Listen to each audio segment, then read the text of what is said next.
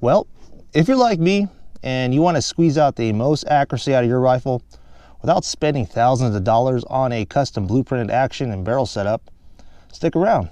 We're going to talk about some tools that will help you out on your precision reloads, and we're going to test out today if neck turning does make a difference.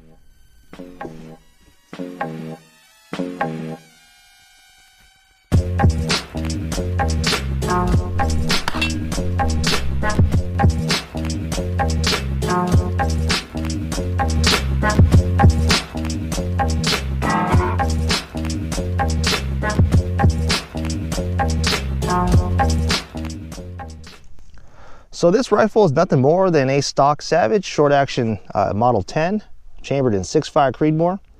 It's got a SWFA Super Sniper 16 fixed power scope with the level, and like I said, nothing too fancy.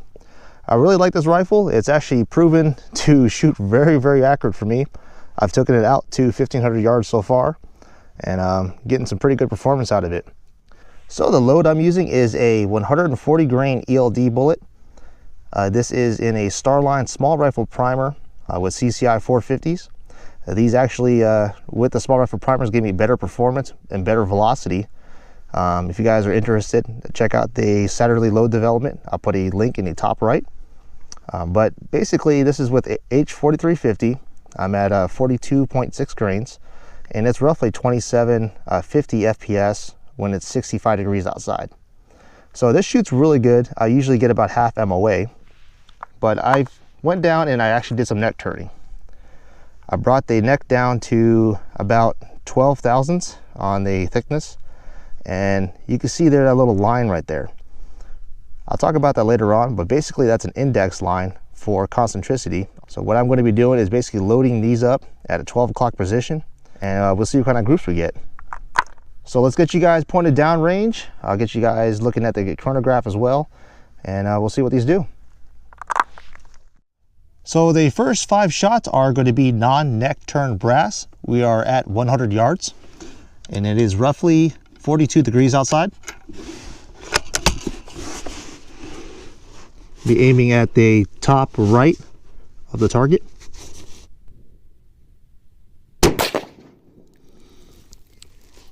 .27-70.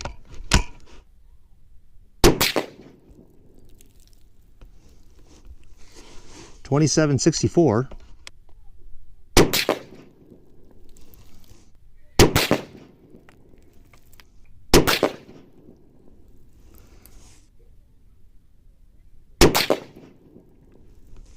So the first 5 shots out of the rifle, you can see that that's not bad at all, and that was without neck turning. One cool thing to note is my cold bore shots are in line with the rest of the shots, so pretty happy about that. So let's see what neck turning does. We'll shoot the same powder charge, but these ones will be neck turned. All right, let's try 5 shots of neck turn brass. And like I mentioned, these have that line on the cartridge for indexing. Aiming on the top left target.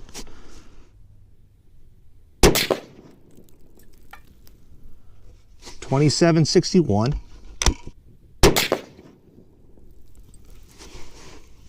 .27-64.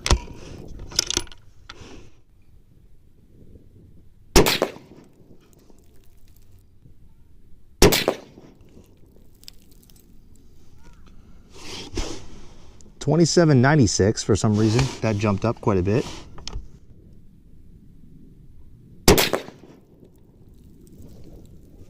.27-63.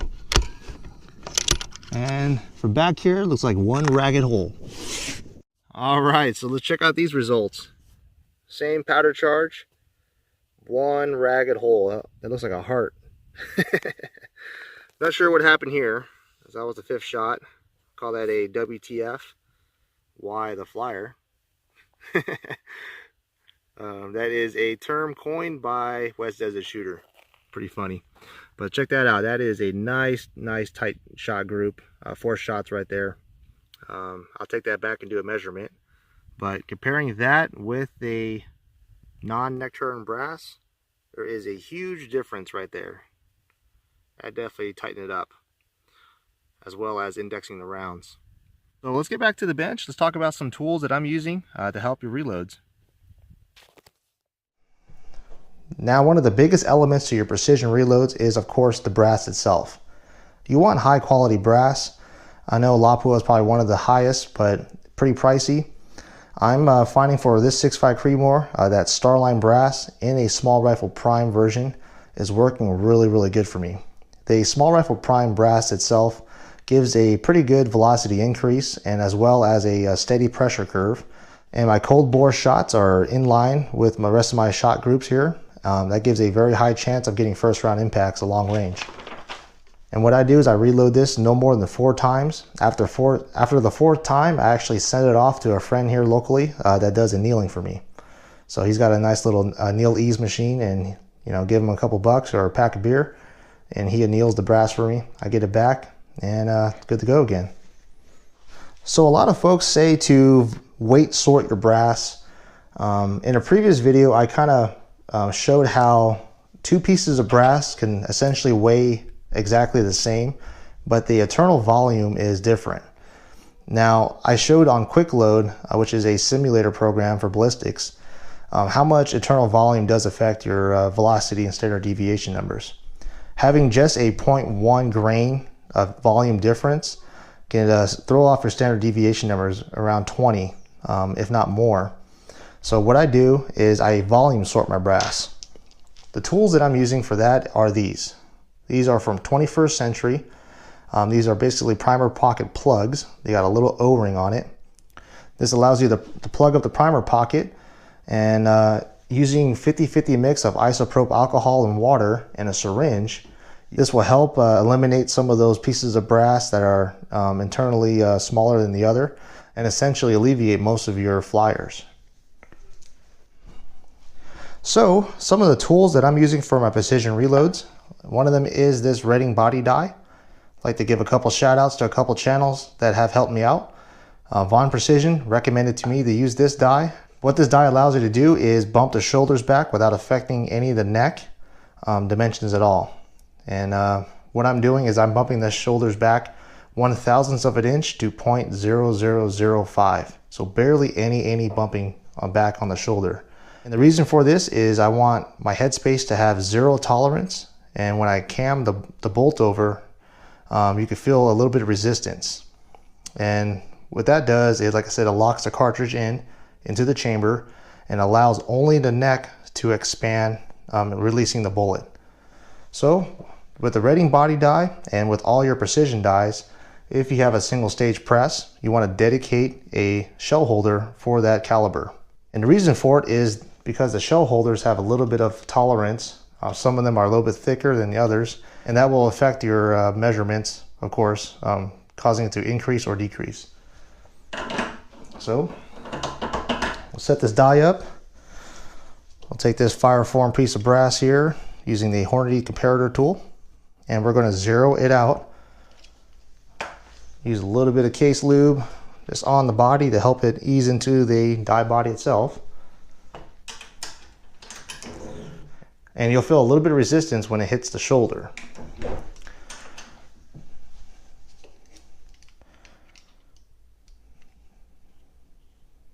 And you'll see there, it is roughly 1/1000th to 0.0005 that I'm bumping the shoulders back. This is very consistent, and the key to having it really consistent is having a consistent pressure on your ram. So it takes a little bit of practice, but if you have a consistent pressure to your die, then the outcome results will be uniform. So the other die that I'm using to actually get the neck tension back is the Lee collet die. This die does a phenomenal job with concentricity. All this does is squeezes just the neck, and what I like to do is bring the cartridge up, squeeze it, bring it down, clock at 180, and squeeze it again. This helps out quite a bit with concentricity, and like I said, all it does is it messes around with the neck itself, brings the neck back to about 0.004 of neck tension. Now, as far as checking concentricity, I ended up getting one of these. This is a 21st Century concentricity gauge. Hornady also does make a really good one as well.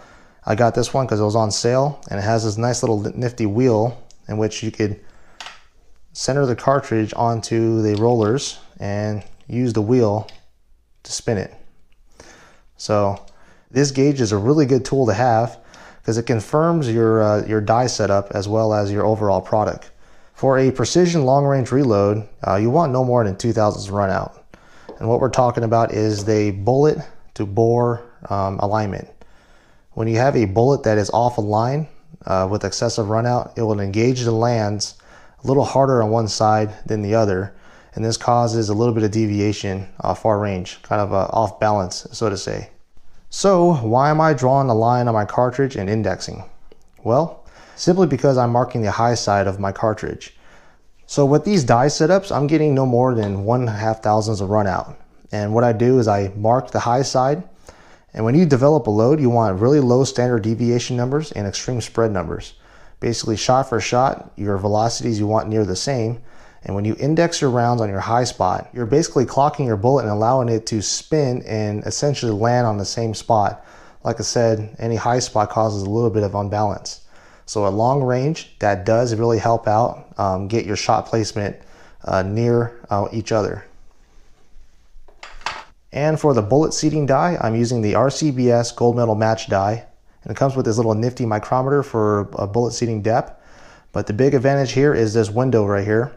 This allows you to just throw the bullet in to the die itself. It self-centers into the cartridge. And as the cartridge comes up and pushes onto the collet, it will align it perfectly in the middle and seat the bullet right down the neck. RCBS does a really good job with this die. As well as Forster. Coach Brothers Firearm also said that the Forster die has a little spring-loaded collar that helps center the cartridge as well. So he's getting phenomenal results with that too. So bullet seating dies like this really help out their concentricity. So as far as a neck turning tool, the channel GianniG, he recommended to me this K&M Precision neck turning tool.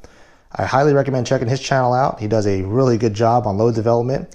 He's got an awesome 6.5 by 47 Lapua, and he uses this tool to turn his brass.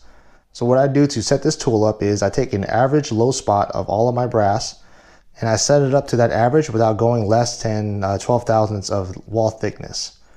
So when you properly set this tool up, you'll notice that some of your brass will cut on one side and the other will have no cut at all, indicating a low spot. That's fine. That's exactly what you want. You want to have basically your thickness of your brass as even as possible without going too shallow. If you go too shallow, of course, you have a risk of having your neck split on you. So there's a lot of tools you could get for precision load development and really get down the rabbit hole. But one of them you want to really get is a comparator tool. You can invest in the headspace comparator tool and then buy jet stay bullet comparators, the bushings themselves, specifically for the cartridge or bullet you're doing. They fit universally inside the little bushing dies here. So you're going to want to get one of these, take some measurements, and when you're doing your load development, you get to essentially an accuracy node where your harmonics are near resonance. You want to work with one variable at a time, being either the primer, or the bullet seating depth, or powder charge. That way you can really fine tune that load and see what is working with each other.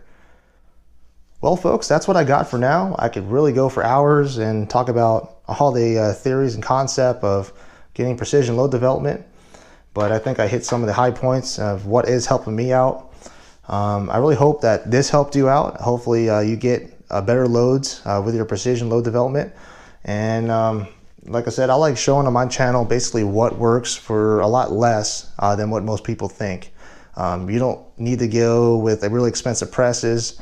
Just a little bit of an investment with some of the upper die sets will help you out, but we're talking about an extra 200 bucks. That's a few boxes of bullets, and you can really turn out some precision reloads just with a little bit of investment. So well folks, I appreciate you guys watching. Thanks for sticking around. Any comments, suggestions, feedback, comment below. Don't forget to smash that thumbs up button. And stick around, stay tuned. There's gonna be more load development, some more long range shooting, some cool videos coming up. I'm gonna be testing some of the capabilities of the M2 AP rounds with the 30-06. See what kind of penetration we get. So stay tuned for that. Well folks, thanks for watching. Consider subscribing and don't forget to hit that bell icon. That way any future videos you won't miss. And also check out the Reloaders Network. There's a lot of great articles, a lot of good information. A lot of good authors out there that are putting out really good content. So I highly recommend checking the Reloaders Network out. Go over there, sign up, and don't miss the fun. Well folks, thanks for watching. I'll catch you guys in the next video.